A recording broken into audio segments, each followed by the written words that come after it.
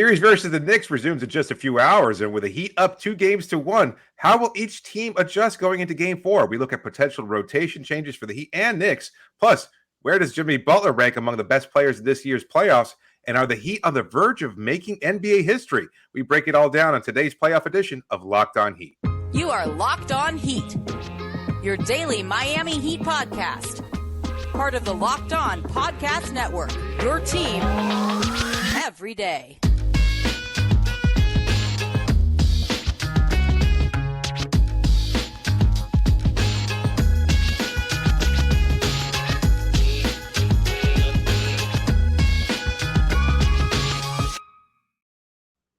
All right, welcome to Locked On Heat, your daily podcast on the Miami Heat. I'm Wes Goldberg here with David Ramil. However you might be tuning in on YouTube, Odyssey, or your favorite podcast app, thank you for making Locked On Heat your first listen every day. Today's episode is brought to you by PrizePicks. First-time users can receive a 100% instant deposit match up to $100 with the promo code LOCKEDON. That's prizepicks.com. Promo code LOCKEDON. We'll get to our Game 4 adjustments and playoff player power rankings in a bit. But first, David, I know that we are a Miami Heat podcast. We are a basketball podcast, but I am just, it's impossible right now to ignore the moment that South Florida sports is having. You've got the Miami Heat potentially going up 3-1 on the Knicks tonight with a chance to kind of put the nail in the coffin in this series tonight. You've got the Panthers, after winning on Sunday, up 3-0 over the Toronto Maple Leafs. Just like the Miami Heat, they beat the top seed and the favorite in their first round series. The Panthers are having a moment. Go Cats. You've got the Marlins right now hovering around 500, which, doesn't sound that impressive, but considering, expectations for the Marlins, yeah, they're pretty good. You got Luis Arraez kind of making a case for NL MVP possibly. Like, he's been amazing. He hits everything right now. The Miami Dolphins have some of the most exciting players in the NFL and maybe the most exciting offense in the NFL. Zoom out, city of Miami. We just hosted a Formula One race. Verstappen came back from like 9th place to 1st in an exciting race over the weekend. You've got the Miami Open that's never been bigger than ever. Relatively recently announced that Miami is going to be one of the host cities for the World Cup in 2026. I've said this before, but I think Miami is becoming sort of the international sports capital of the world right now. And then let's just bring it back to the Miami Heat. They could be the first number 8 seed in like a normal basketball season to ever advance to the conference finals. You've got Jimmy Butler playing as well as anybody on the planet right now. I can't help but get excited for this. I'm watching Panthers games. I'm watching Marlins games. I'm obviously watching and covering these Heat games. And I just think like every once in a while, a city will have a moment like this. Yeah. Right. I think about Boston when the Red Sox broke the curse and the Patriots and the Celtics were winning. I think about the Bay Area when Steph and the Warriors, and then you had the Giants winning World Series, and you had the Niners were making the Super Bowl, and they were really exciting. And then they get Kyle Shanahan, and everything's going on there. LA recently winning a Super Bowl, and then the Lakers in the bubble, and then the Dodgers have been really good. And I think Miami's next. I think Miami, at least I should say this, they have a chance to be next. Who knows what's actually going to happen here, but they could be next. And I think it's happening at the perfect time right now because of this population boom.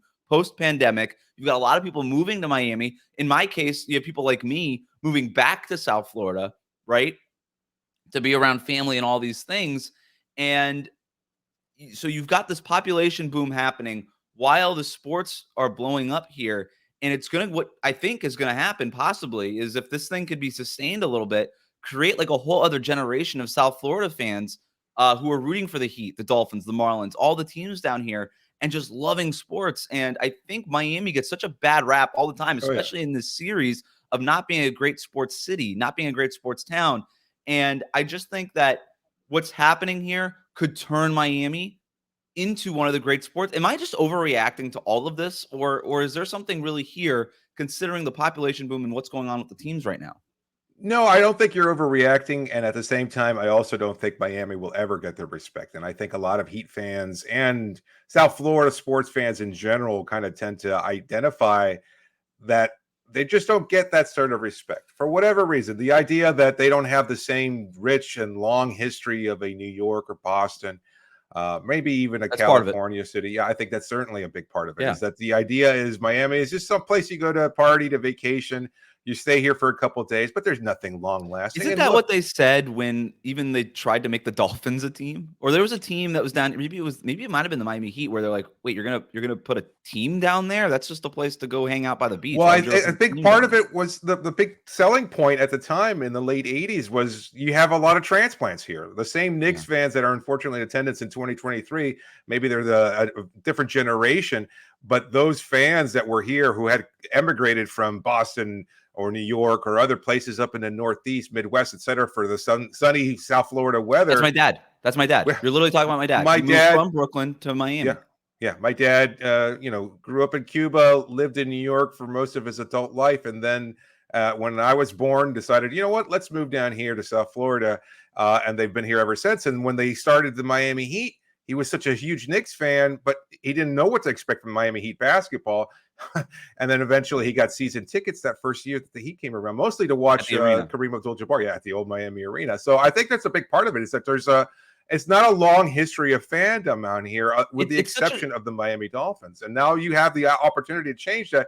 And yet I don't think that anybody's going to completely embrace that outside of South Florida. And you know what?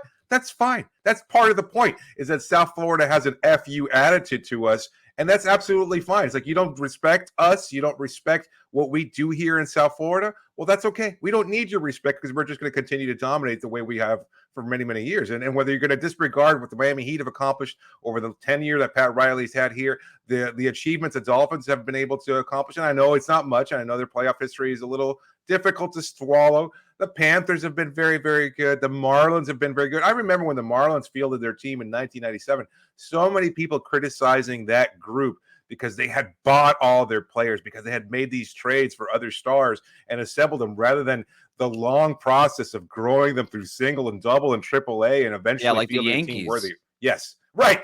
Now everybody embraces the Yankees for being able to outbid everybody because they have an unlimited budget. For those listening to the podcast, my face was very much sarcasm. I don't want people to attack me for it's just interesting how Miami is never going to get that sort of respect. But at the same time, to your point, embrace this and enjoy it. You've got Canes men's and women's hoops. Yes. You got Canes football later on this fall. Yeah, so many different sporting events going on. And the idea, again, the reputation. And it's partly well-earned, because there is a lot to do in South Florida, because we're not trapped in here under 8 layers of blankets and 3 or 4 inches of snow. We can do whatever we want all year round in South Florida, and yet we still have to deal with rain and everything else. But when it comes to indoor sports like basketball, I think Miami is as good a fan culture as there is around the NBA. It's a great point that you're making in terms of the generational thing, because the Celtics started in the 40s or whatever. So they've just got years and years and years and generations of generations, father to son and et cetera, rooting for the Boston Celtics, where your dad and my dad grew up Knicks fans. They didn't grow up. The Heat were not even a thing, right? We're celebrating like the 35th anniversary of the Miami Heat this year. That is so young. That's what? A generation, maybe a generation and a half, 2, maybe, depending on how young your kids are or how young you were when you had kids. And so it's just like you're getting now, maybe at this point, an opportunity to go to get to a point where your dad was rooting for these teams. But we see from the very first moment. We saw it with the Dolphins a little bit already, because they started in the 60s, and the Dolphins are king down here. Right? Like football is king down here for a lot of reasons, but mostly because the Dolphins have been just around longer than anybody else, longer than the Marlins, longer than the Miami Heat, certainly longer than the Florida Panthers. And so now that we're kind of coming into this, and you look at the success that the Marlins have had, not recently, but 2 World Series is nothing to sneeze at, man. No. Obviously all the success at the Miami Heat, the most successful franchise in Miami, not even close, over the last 30 years. I don't know. I think it's a really exciting time. And for all of it to be happening at the same time, you mentioned having like all these other things to do. It's becoming very compelling to say, you know what I'm going to do this weekend? On a Saturday, I'm going to go watch Heat-Knicks. And then on Sunday night, I'm going to go watch the Heat host a playoff, the Panthers host a playoff game and beat the Toronto Maple. I almost did that. We almost went to the game Sunday night. I would have missed Succession, and that wasn't going to happen. So, and I had to watch other basketball games. But, we really thought about it, but then we looked at the prices. We're like, it's $150 a ticket for nosebleeds. I remember the deli we used to go to growing up, just giving away Panthers tickets. Oh, right. And now and those weren't playoff games, obviously, but it's becoming a hot ticket. And so are the Marlins. It's becoming a lot of fun to go out there. It's a really compelling thing right now to go to these games. And then the Dolphins too. I mean, you get to go watch Tyreek Hill and Jalen Waddle run down the sidelines at 1,000,000 miles an hour. That's a compelling thing. And I will say, I really like, and I tend to, even in the course of covering a game and being in attendance, just observing the crowd and seeing the interaction, seeing the people go there, and you're seeing kids there that we're too young for the Big Three era. This is all they know. They know Tyler Herro, they know Jimmy Butler, they know Bam Adebayo, and they're excited and they're yelling. They're there with their parents, with their moms and or dads, and they're there just watching the game. This is the generation that's going to grow up, and that's all they know is going to be Heat fandom. And we have stars, don't we? We have stars on every team, right? We've got obviously Jimmy Butler, and then Tyler Herro has a way with the kids. Bam Adebayo, a lot of people love Bam too. You've got the Marlins with Alcantara. You've got Arraez right now. You've got obviously Jazz Chisholm. You know, you've got like real stars on the Marlins. You've got Kachuk over at the Panthers. I mentioned the guys for the Miami Dolphins. Mike McDaniel himself is sort of becoming a star. He's sitting courtside at these games over the weekend. Yeah, huge ovation. People coming up to him all over the place and just talking about the Dolphins, and he's just like, "Oh, I love what you can argue in football. It's almost more important for your coach. It's kind of like college football that way. For your coach to be the star, you want your quarterback. He's got a good reputation around the league. I think that matters a whole hell of a lot. Certainly. And I mean, based on how much we've got burned, you can go back to like the Nick Sabans where you're getting burned by these coaches. You know, it's like Mike McDaniel seems to really enjoy it. Crushed my fandom wholeheartedly right there. I mean, and then you got the Hurricanes. You got Mario Cristobal last year doing the same thing, going in the games, huge ovation. I know it was a little rough of a first season, but he's still a star down here. Like, great recruiting. Great. And you know what? That's more important than winning in college football. It is, in terms of keeping your job at least. So, and creating buzz and excitement around the program. It's a really cool moment. You really hope that it just keeps going here. Again, you hope that the Marlins can make the most of this year. You can hope that the Dolphins return to the playoffs and that they too is healthy. The Panthers and the Heat with this run that they're putting together in these playoffs. I'll never forget. Like already, regardless of what happens here, right? With the Panthers, they beat the team with the greatest record in NHL history. They beat the 73-win Warriors in the first round as an 8 seed. That's essentially what they had just done. And they beat a Boston team, which made it even better. We will always have that. And they're up 3-0 in their series. And then for the Miami Heat, beating the Milwaukee Bucks, shaking the NBA landscape to its core, getting a coach fired, right? Getting a viral moment where Giannis is talking about how this wasn't a failure, where it clearly was a failure. Like, that was all the Miami Heat. They did all of that. They prompted all of that into happening. And so we'll always, no matter what happens, we're going to have this run. But then again, the Heat have a chance tonight to go up 3-1 in this series and beat the New York Knicks. Amazing stuff happening in South Florida. We'll talk about some potential Game 4 adjustments, and we'll get to our playoff player power rankings in a little bit. But first, David, tell listeners about our sponsor. Today's episode is brought to you by PrizePicks and their new $1 million daily Superflex promotion. Every day of the NBA playoffs and up to the NBA Finals, one PrizePick user will win a chance of becoming a millionaire. One entry placed after 8 a.m. will be randomly selected each day, and whoever places that entry will be given a 6-pick flex with the following payout. 6 correct picks gets you $1 million. If you get 5 picks, you get 80 grand.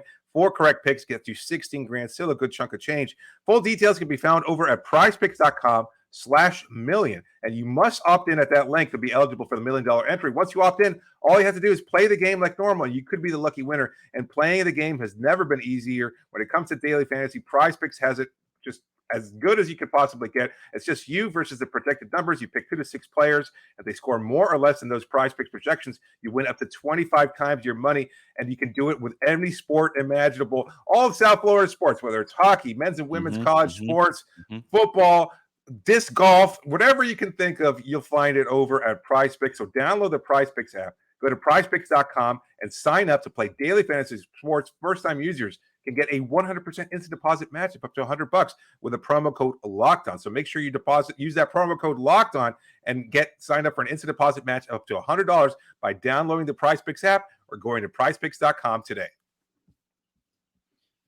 Thanks for making Locked On Heat your first listen every day. Everydayers, we're going to be back tonight, Monday night, with a recap. Shout out to Everydayers. We love you guys.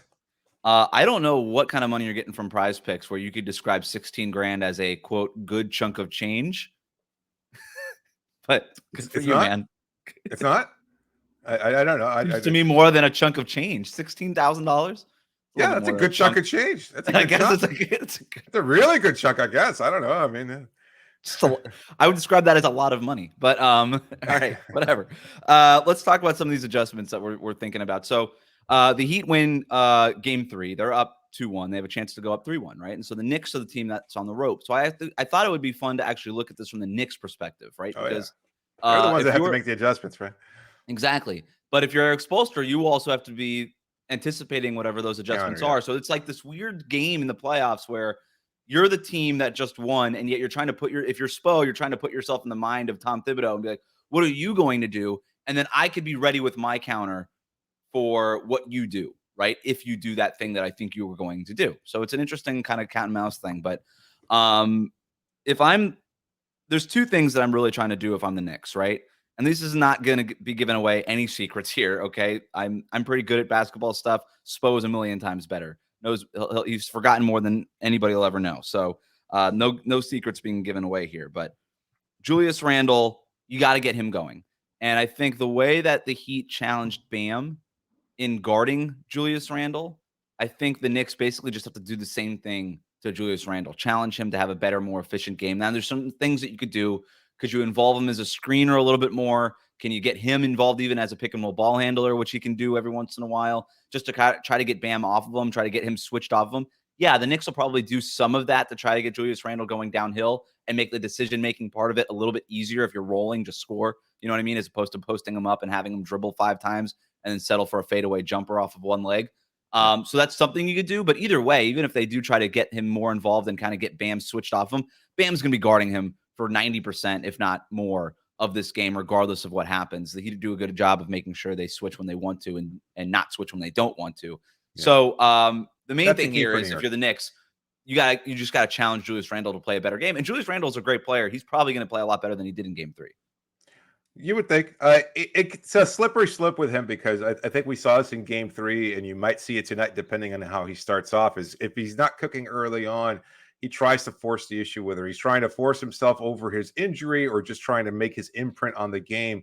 He can get kind of single-minded in the same way that I think Giannis Antetokounmpo used to do. Like he was not much of a playmaker, and he would just concentrate, just like become so tunnel focused on trying to score and get his points up that you wind up bogging down the rest of the offense because you're not getting anybody involved and you're just taking this matchup so personally. For all that Randle said publicly in the media following game 3 that he doesn't care about the individual matchup with Bam, I call total BS on that. He wants to score. He wants to score on Bam. He wants to be able to be the dominant player that he was throughout the regular season, and it's in points against the Cavs. And even against the Heat, like we've seen that dominance up close. Like we know what kind of player he's capable of being. He just hasn't been able to do it in the playoffs. Yeah. But then the other side of it was when he's not getting his scoring the way he did in game 2, he becomes that playmaker, that facilitator.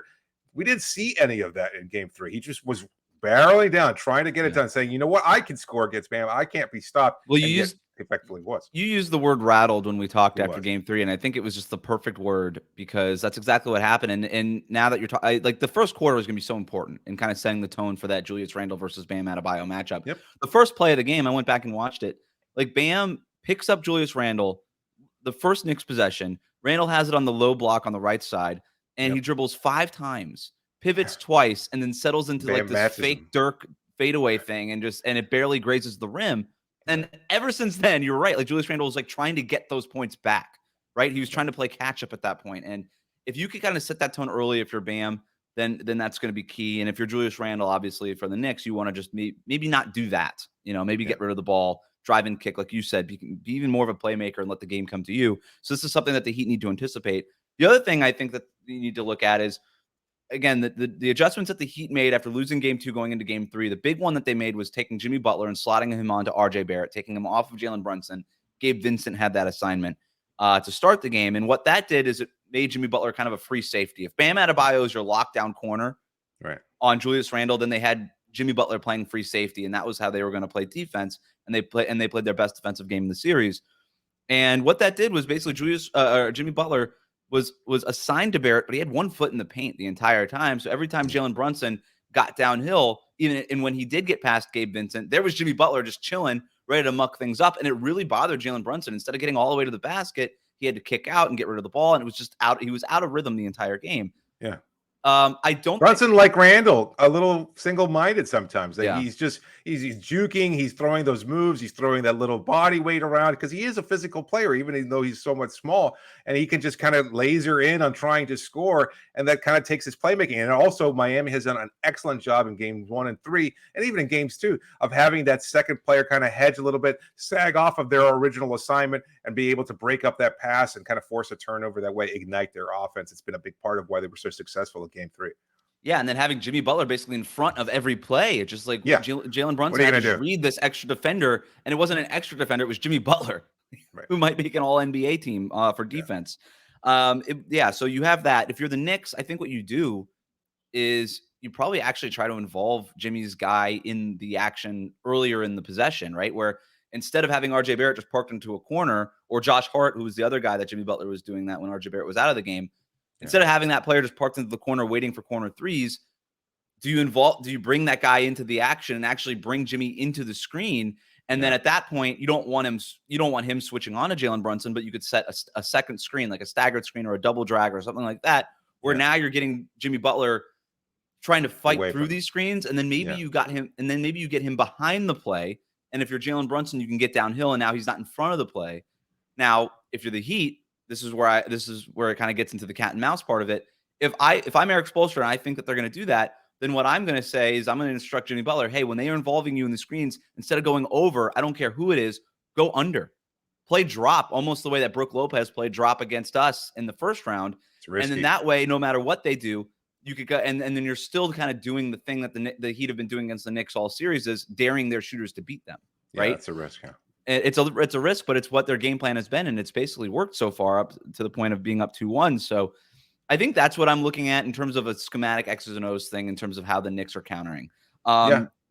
Anything else on that, or can I give you one other Miami adjustment specific to the Heat? Yeah, sure. Let's hear it. The 3-point shooting. It was a story in the first round. It's a big reason why the Heat beat the Bucks in that first round, obviously. Against the Knicks, 33% in game 1, 34.7% in game 2, and 22%, in game 3. The 3-point shooting has not been where it was. You and I talked about this going into the series. At what point does it regress? It looks like it's starting to regress back to regular season levels. You want to free things up. I think there's some low-hanging fruit there. I think they're leaving stuff on the table in terms of 3-point shooting. Number one, they're shooting 40% off of handoffs in the playoffs this year. Involve Bam Adebayo and more of that dribble handoff stuff. I want to see more of that. More Duncan Robinson, more Max Strus coming off, even Gabe Vincent screaming off of those dribble handoffs and going into those 3-pointers against New York's drop coverage. I think that's going to work. They're running at 5.5% on 5.5% of their possessions in the playoffs versus 6.5% in the regular season. So it's a significant drop off. So get more of those. And then the other thing, which is I think even more important, David, the catch and shoot stuff. They're shooting 35% against the Knicks on 25.7 attempts per game on catch and shoot. They're shooting 23% on pull-ups, right? So I know that like the Jimmy Butler, Kyle Lowry, Gabe Vincent pull-up game has been sort of exciting when it goes in, but they're missing a lot of them. And I actually think if the Heat were to focus in on just making that extra pass and creating more catch and shoot opportunities, that 35% mark is right where the Heat want to be. And that would be a drastic improvement from where they've been in the series so far. 35% on catch and shoot, 23% on pull-ups. That's a huge difference. Focus more on just making that extra pass and creating more catch and shoot attempts for guys like Duncan Robinson, Max Strus, Caleb Martin, Gabe Vincent, those guys. I will say a lot of those shots were open and they just didn't fall in game 3. So, I mean, as simplistic as it is to say it's a make or miss league, that's often the reality. And when it comes to these types of game situations, they can do things a little different. They can tweak, as you said, make some adjustments so that they can get different opportunities. But when those shots are open, they've got to be able to knock them down. Kevin Love going 0 for 3. Kyle Lowry was okay. Caleb Martin missed out all of his shots. Duncan went 1 of 5. That's a difference maker. You get a couple of those, and obviously that changes the course of the game, keeps your offense afloat during those possessions. So they don't feel like wasted possessions. And that wasn't the case in game 3. Again, they had such a huge lead, despite the fact that they were shooting so poorly from 3, mostly because they were doing everything they needed to at the free throw line, and their mid-range game has been unstoppable. At the rim, they were very, very good as well. Their passing around the rim in particular was so exceptional in game 3. I just want to see that kind of constant fluidity, and when you do get those shots, make the most of those opportunities. And keep putting pressure on the rim. They've been doing a good job of that. Or they did do a good job of that in game 3. We've seen a lot of Knicks fans, and I wonder whether or not we'll see this today. Like, it's funny how over the course of the series it's changed course so conveniently where Josh Hart was like the savior, he was the best player, and now people are calling for his benching or having him come off the bench. I wonder whether or not we'll see reduced minutes, because this is basically a wounded animal in New York, and I don't know how they're going to respond. I don't think even New Yorkers know how they're going to respond. I don't think the team knows how they're going to respond. Yet they can talk confidently in the media because that's what you're going to do. No one's going to say, yeah, we're expecting to lose and go down 3-1 back to New York. Yeah. So, but they have to try everything. This is their game 7, because if they lose today, there's basically, mathematically there's a chance, but also historically it's proven that they don't really have a chance. So they've got to do whatever is necessary here. I wonder if we see more Quentin Grimes. I wonder if he's returned as a starter. Probably not, because they like what Josh Hart provides, although he hasn't really done it outside of game 2. Emmanuel quickly, he's not going to be likely to miss. He's listed as doubtful right now as we're recording. No, he's going to be hindered regardless. So they're going to have to tweak their rotation a little bit. I think New York media is saying Miles McBride might be the guy that takes those minutes. I like Miles McBride. He's a fine player. Sure. That's a big drop off from Quickly. Quickly wasn't having the best series, but Obi Toppin is a factor, an X factor for me too, because the shot hasn't been falling. He had a good game, but I think just the quickness, the athleticism, he provides a different spark. He's much better in transition than anybody else on the Knicks roster, I think. So if he gets loose on a fast break opportunity, he's going to finish with a high dunk, et cetera, a high percentage dunk, can get the and one opportunity. Those things kind of change momentum in New York's favor. So I wonder whether or not we'll see a big game from him. They're on the ropes, man. Like going down 3-1 is as good as losing the series for the most part, right? And so we know that we're going to see a big game from them. I'm pretty sure, but the Heat have been here before. They got a big punch from the Milwaukee Bucks, and they hung in there, and then they just took the game over in the fourth quarter. And we could see something similar to that Jimmy scored 56 points. Yeah, when they had see what happens. Yeah, yeah. Speaking of Jimmy Butler, he's been one of the best players in these playoffs, including that 56-point outing. But has he really been the best player in these playoffs? We're going to power rank the best players in the playoffs next. Thanks for making Locked On Heat your first listen every day. Every day we're going to be back tonight with a recap of Game 4 immediately following the game. So you can reach Locked On Heat on Twitter, Instagram. You can email us, lockedonheat@gmail.com. Get those questions in during the game using that hashtag AskLOHeat. All right, I want to go through an exercise, David, because I think it's a good time. We've basically played 8 to 10 games, depending on what series, what player, in the playoffs. A ton of great performances. These playoffs have been, I don't know about you, very exciting for me. I've really enjoyed, especially these second-round series. Every single one of them has been thrilling, right? Competitive, a lot of good games. I mean, the blowout against the Knicks was probably the lone exception that I can think of. But other than that, it's been a pretty even series all the way around. There was a blowout also from the Celtics. Yeah, there was a Sixers. Yeah, there was a Sixers-Celtics blowout in Game 2, I think it was. But yeah. No, but still some great performances. So I want to power rank the top 10 players in the playoffs because we're seeing some great stuff right now across the league. I'm going to start at number 1 because I actually think the bottom of this list is a little bit more interesting because the number 1 spot is between Jimmy Butler and Devin Booker. No, okay. I mean, if you're gonna debate it, it's between the two. You think it's not even close? Who would you have at number 1, Jimmy? I think it's Jimmy Butler. Like, okay. I love Book's offense. I mean, that's not a knock on him. He's been playing really well, and a lot of people just they've been saying like when he takes a shot, they expect it to fall more often than not, and he's been that good. I mean, he's shooting 62% in the playoffs right now. He missed missed like 6 shots over the last 2 games. It's crazy.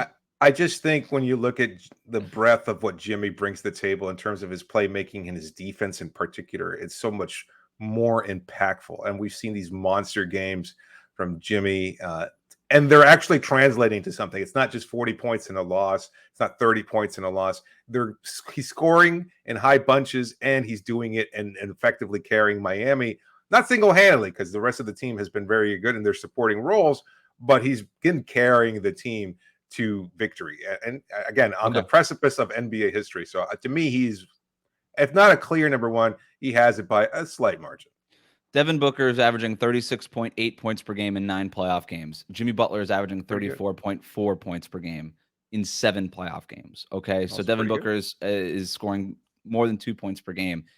Booker is shooting 61.7% overall, 51% from 3-point range. It's bananas what this guy is doing right now. And he helped Phoenix go from down 0-2 against the Nuggets in a series that looked over, goes to Phoenix, and he has single-handedly willed the Suns without Chris Paul back into this series. They tied it 2-2 on Sunday night.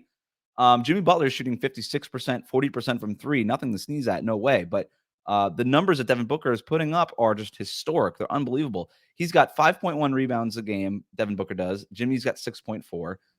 Devin Booker's got 7.4 assists a game, so he's getting other guys involved. Jimmy's 4.4, so 3 assists fewer per game.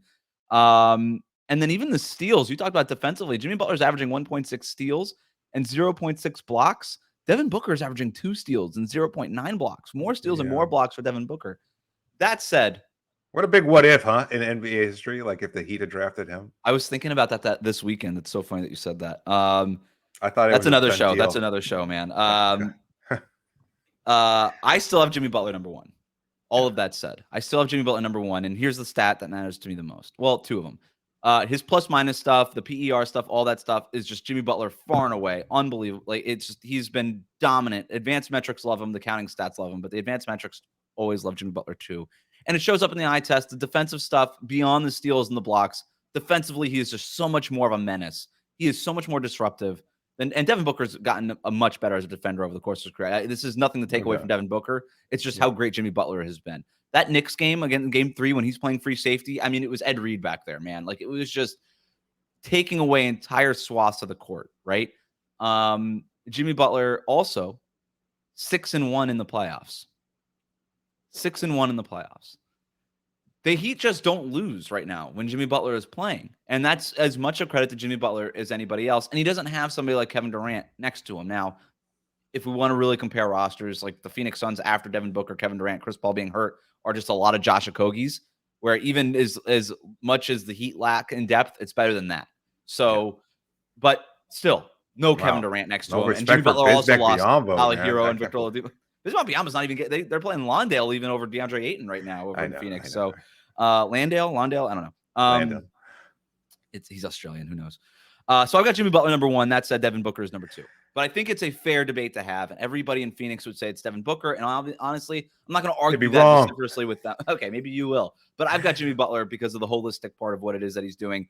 But major tip of the cap that what he's doing on offense, I don't know that there's something more fun to watch in the NBA right now. Future Heat legend, Devin Booker. Can't wait. Maybe. I've got Steph number 3 by a hair over Jokic. And maybe that's recency bias just because Jokic just lost 2 in a row. If you want to argue Jokic over Steph, I'm fine with it. I'll switch it. I've got it by a hair though. It's still Steph, and he just It's what he does. It's almost like Jimmy Butler, but for offense. It's just like the gravity. You can't. You have to watch the games to really understand the tone that he's setting. But Jokic, you could say the same thing. Like the Nuggets get a good shot every possession because of Nikola Jokic, and that is such an underrated skill. Yeah. If you really want to put and he just scored 50 points in a loss, so 50 plus points in a loss. Yeah, to tie all right, together. For this class, I'll put Jokic over Steph. You all you did was like hem and hawed, and you convinced me. You didn't even have an argument.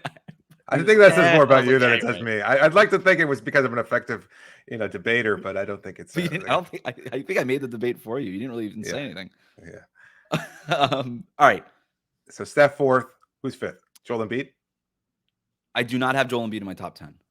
Oh, okay. That's fair. No, he's missed a lot of time. Who's 5th then overall? He spent more time. He has more falls. This is my unofficial count. More falls and rebounds in this in these playoffs. So I've got Anthony Davis number 5. Yeah, that's what I was going to say. Yeah. He has been unbelievable. 4.1 blocks per game or something. Like it's just defensively. I know he had a tough game 2 against the Warriors, but like take what he's done in these playoffs and in this series. I mean, you could argue he's been the most impactful player in the Warriors-Lakers series, right? I know I have Steph number 4, but that's more based on what he did in the first round. Like, why do you hate Kevon Looney? I love Kevon Looney, man. I'm trying to get Kevon Looney in here. We'll get to that when I get to number 10. Anthony Davis, though, number 5, what he's doing defensively, he's been the best defensive player in the playoffs, Anthony Davis, right? I think there's no doubt about that. All right. Sure. This one's going to surprise you. He plays for Philly, and it's not Joel Embiid. I've got James Harden number 6. No, that's fair. Game winner yesterday. I mean, yeah. Quietly having that moment that Harden fans have been waiting on for a very long time. Like he is kind of doing it right now. Joel Embiid obviously hobbled with that knee injury, and James Harden, he had 46 points a few games ago. He had the game winner, like you mentioned the other night. He has been awesome.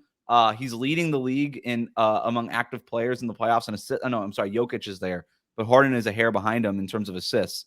he's been awesome, man. He's carrying the Sixers when they need him with Embiid hurt. So he's number 6, and you can make the argument he could be even higher. But those other guys were just too good. I got Durant number 7 because he's Durant. I've got Jaylen Brown number 8. He's been better than Jason Tatum. Way better than Jason Tatum. I actually don't even have Tatum in my top 10. He has not been that good. I've been really disappointed with Tatum. He's just not showing up, man, in these moments. Like, he's missing layups at the basket. Like, I don't know what's going on with him. Jaylen Brown, meanwhile, is like, he's like, enough with this finesse stuff. Like, I'm the captain now. And he's just he is so important for Boston, where he's just like, everybody's just so finessed with that team, where Jaylen Brown's the only guy who's like, just give me the ball, put me in a pick and roll, and let me get downhill. You know, he's the closest thing that they have to like a Kawhi, Jimmy Butler. Like, he kind of models his games, and he's open about it, modeling his game after those guys. And you could see it. It just put his shoulder in it. He's like, enough with this fun, like Brad Stevens tone set finesse ball movement. Like, just give me the ball. I'm going to go score. And the playoffs are so important about that. Is this top 10 players who are left in the playoffs? Yes. Yeah. No, nobody's teams that are eliminated don't count. Right. Yeah. So LeBron is 8th? I've got Bam. No, Jaylen Brown was 8th. I've got, I had Durant 7, Brown 8. I've got Bam Adebayo 9. Whoa. That's going to surprise a lot of Heat fans. But I'm going to tell you this. If Anthony Davis is the best defender in the playoffs, Bam is 2nd. Bam has been so good. And as the story often goes with Bam Adebayo, the numbers don't really do it justice in terms of the blocks and the rebounding. But what he has been asked to do on defense, especially with moving Kevin Love back into that starting lineup and how much he's had to cover and switch assignments and do things on that back line, what he is doing defensively has been unbelievable the entire playoffs, what he did against Milwaukee and what he's doing against a really tough Knicks offense. And taking it and either, doing all the stuff that he's been doing at the middle of the zone or backing up on the back line or just going one-on-one with Julius Randle and just being Darrelle Revis on Julius Randle for an entire game and just taking him out. Like that, his versatility on defense is not even, it's unparalleled, right? I think even what Anthony Davis is being asked to do with Zach Lowe keeps calling it the yo-yo, going back and forth against the drop coverage, back up to like Klay Thompson, Steph, and Jordan Poole and Golden State. I think Bam would do 100 times better in that job, and Anthony Davis has been awesome at it.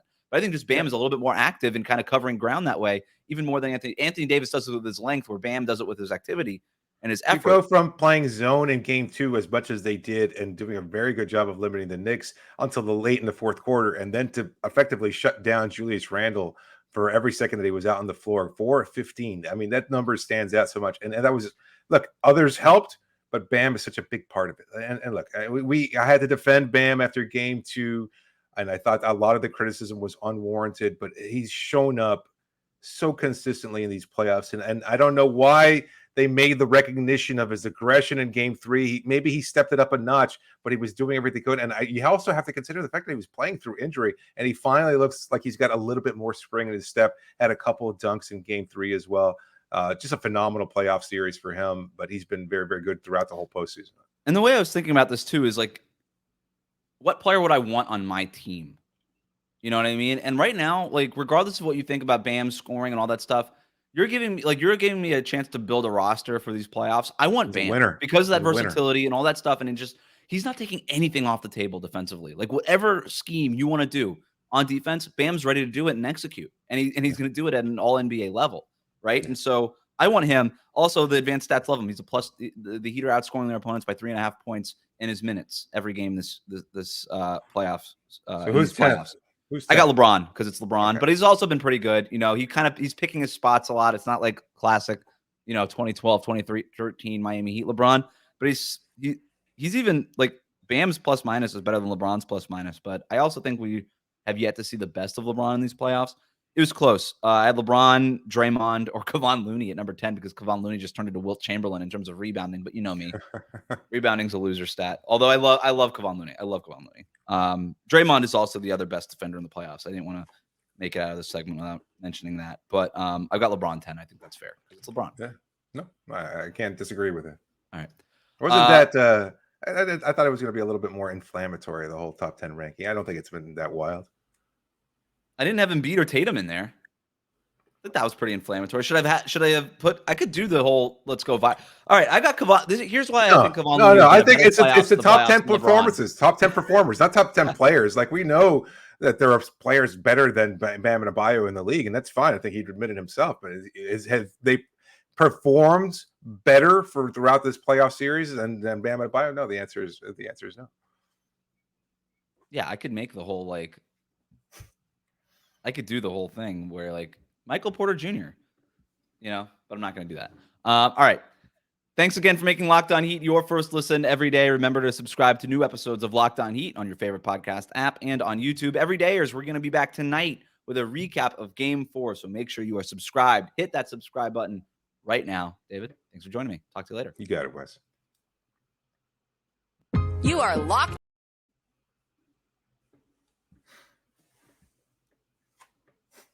Hit the wrong button.